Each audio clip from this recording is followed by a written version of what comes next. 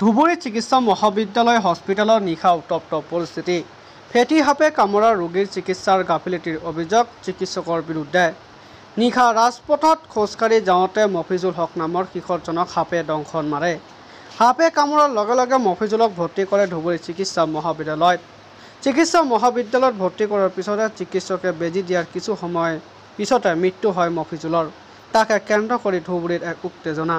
উল্লেখযোগ্য যে ফেটি সাপৰ দংশনত ৰাজ্যত কেইবাজনৰো ইতিমধ্যে প্ৰাণ গৈছে, কিন্তু ধুবুৰীত সজাগতাৰ পৰা আদি কৰি চিকিৎসা সেৱা দিয়াৰ পৰা ব্যৰ্থ ধুবুৰীৰ স্বাস্থ্য বিভাগ।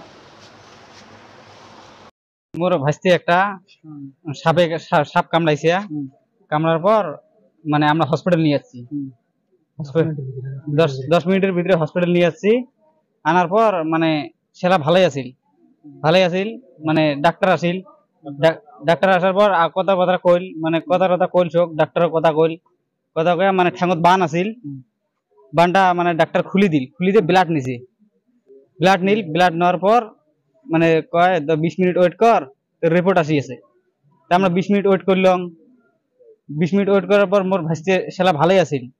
তারপরে 20 মিনিট ওয়েট করার পর মানে ইনজেকশন দেওয়ার পর মোটামুটি 20 মিনিটের ভিতরে আর নাই, মোর ভাইস্তিটা মারা গেছে। Dhubri medical college. ডক্টর নাম রেজাউল হক।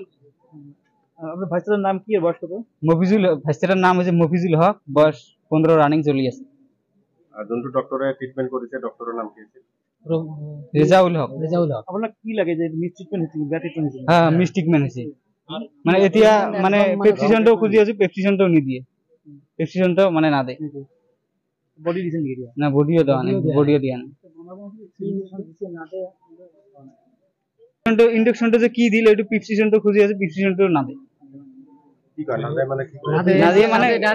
না দে কি কাক ফোন করি আছে, মানে ফোন করা মানে না দে, আর ডাইরেক্ট না দে বলে কয়ে দিছে।